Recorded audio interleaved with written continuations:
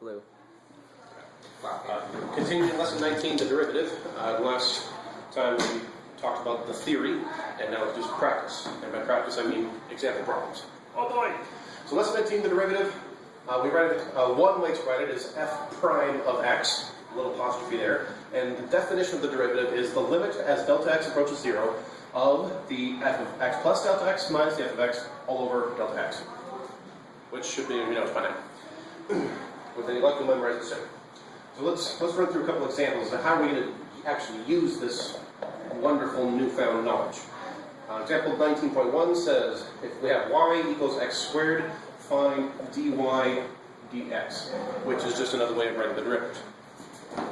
So what we do is this is the definition of, when we're looking for this, then we're looking for the limit, there we go, as delta x approaches 0 of the f of x, the x squared, the f of x plus delta x, so that's x plus delta x squared, right? Because we can pretend that we have that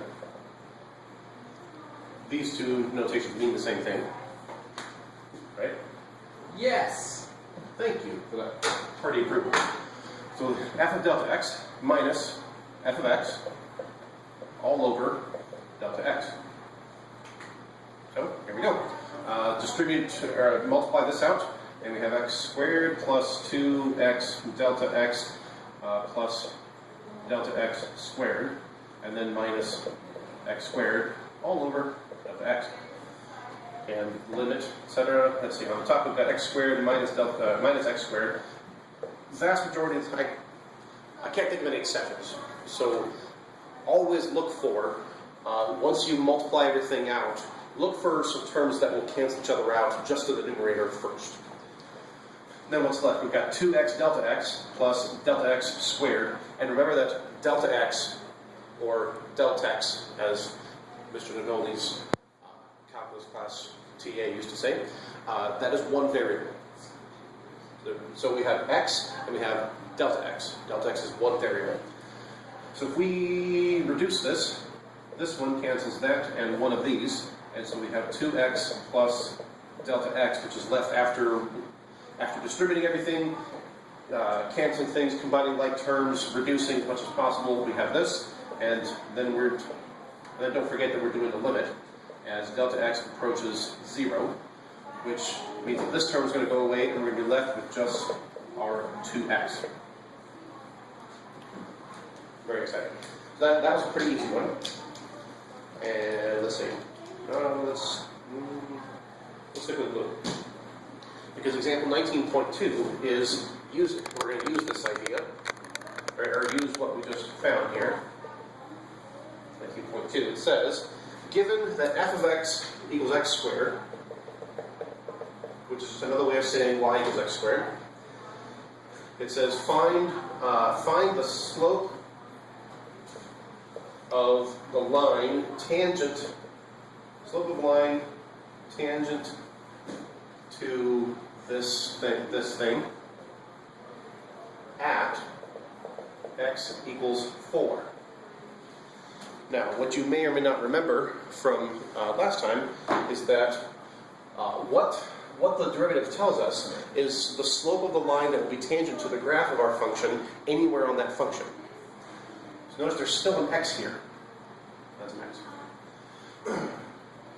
So what I want to do is the derivative tells me the slope of the line. I found the derivative. So let's see. So the f prime of x equals 2x. So if I want to know the slope, which is what the derivative is going to tell us, at x equals 4, what I'm doing then is I'm finding the f prime of 4, which is 2 times 4, which is 8.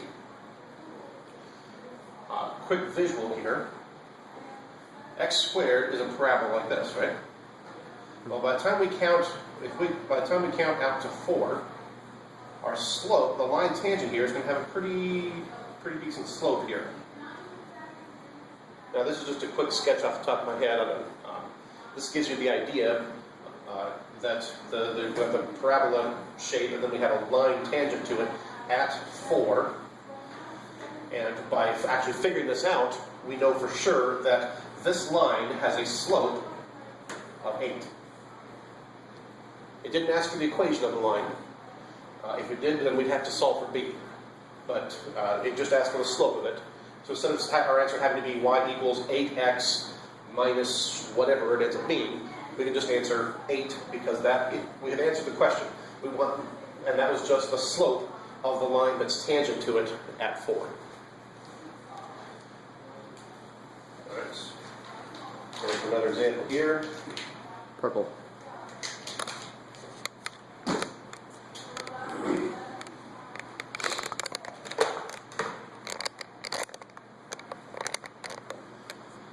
Example 19.3, y equals 4x, and find dx y, which is just another notation that you will probably almost never see, but it is one of the notations for it. The derivative of x with respect to y, or derivative, yeah, anyway. And so we just want to find the derivative. Okay, so we're just back to using our definition of the derivative, and the derivative is going to be the limit as delta x approaches 0 of the f of x, so that would be, or the f of x plus delta x. So that's this. Make sure you plug things in correctly. Right? When you're doing the f of x plus delta x, you got to take this and plug in x plus delta x in place of x. And in this case, that means you're going to take that and multiply it by 4.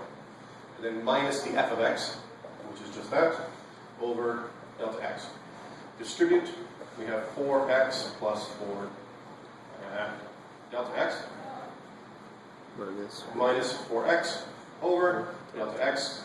4x minus 4x cancels, which we have 4 delta x over delta x. The delta x's are going to cancel, and 4s. So we've got 4. Now remember, we're looking for the limit as delta x approaches 0 of 4. What's it going to be? 4. Exactly.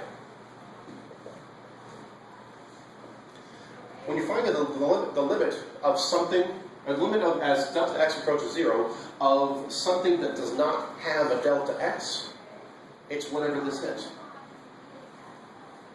And so if we've plugged things in and gotten a place where it's just a number,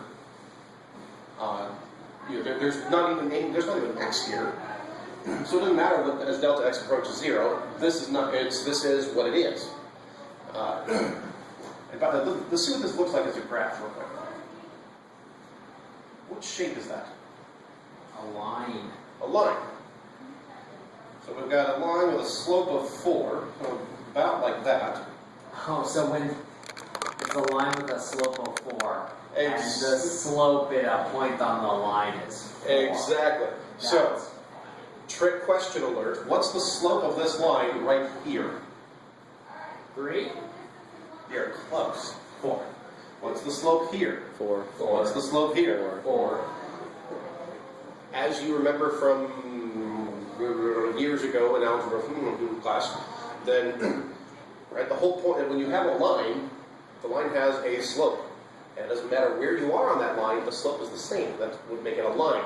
If the slope wasn't the same, then it would be a curve, and we would have a parabola or some other shape. But it's a line, a straight line. The slope does not change as you move along the line. It is a constant slope. So if we think about this for just a second, the derivative of any line, what is that going to look like? This line. Make up a line and tell me what the derivative of that line would be. The slope of the line. Exactly. Is that going to be a number or an expression with x? An expression with delta x? An expression with delta x squared? X squared?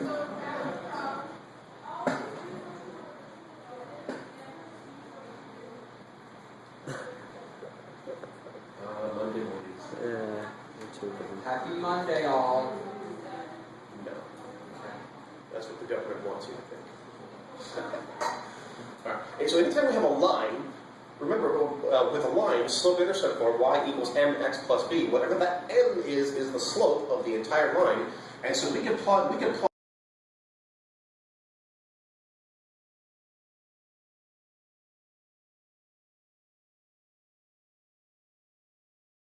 that if we have a line, whatever the slope is, that's going to be the derivative. And it's going to be a number. It might be 0, it might be a positive number, it might be a negative number, but it's going to be just a number. Because the slope of the line does not change anywhere you are on the line. All right, let's do one that's slightly more challenging. Let's see, example 19.5.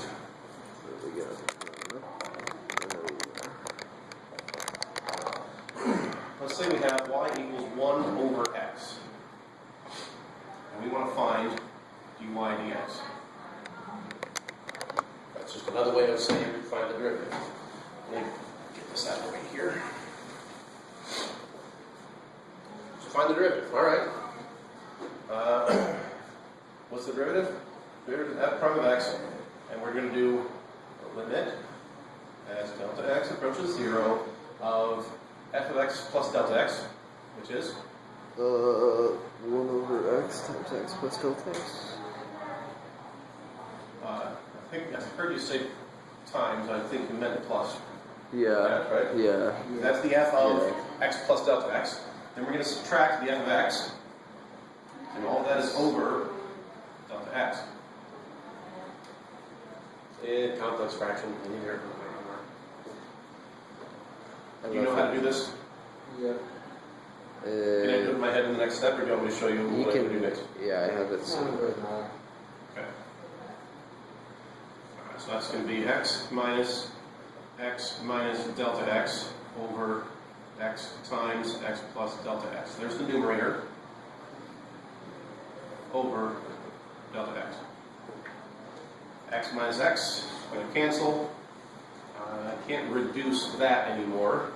I'm going to pretend that this is over 1. I'm going to take, so now that I've got a fraction over a fraction, I'm going to take the denominator.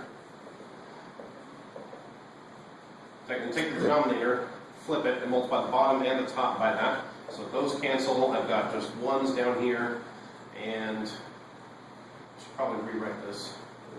See, x minus x goes away. I'm left with negative delta x over x times x plus delta x, and I just multiplied that by 1 over delta x. And I didn't read the copy there, but I'm finding the limit as delta x approaches 0 of all this. The delta x's, those delta x's are going to cancel. Don't lose track of that negative.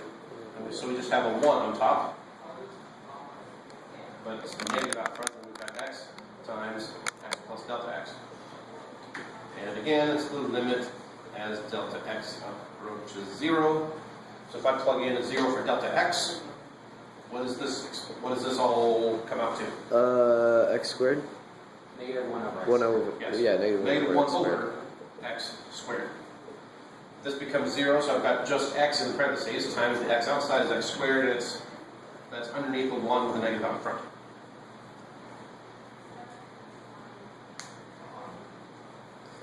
So yeah.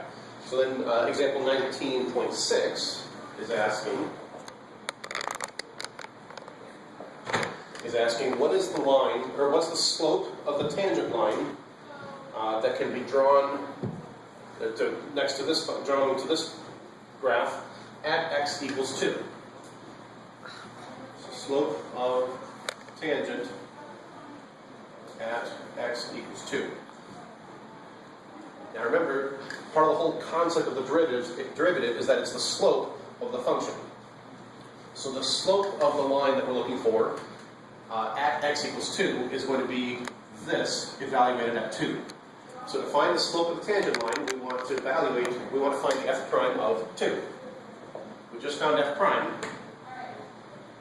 So we've got negative 1 over whatever x is squared, and we want it at 2. So we plug a 2 in. So what's the slope? Negative 1 over 4. And there we've answered the question. Quick visual. What's our original function look like? That's right. Well, it's 2 shoots. There's a shoot there, and there's a shoot there. Now, if we're at 2, And so we want the line tangent right there, depending on how good my graph is. What would you expect about that slope? Positive, negative, or zero? Positive, negative, zero, or undefined? Negative. Negative. Does that seem to fit? Yes. Yes. Yes. Now my drawing makes it look Like like 1/2 like about a instead of negative 1/4. 1, or between negative 1/2 and negative 1. But you at least can kind of see the idea that we probably have done it well enough based on our based on an estimate. And so there are some examples of how to use the derivative to find the slope of the tangent line. Yay.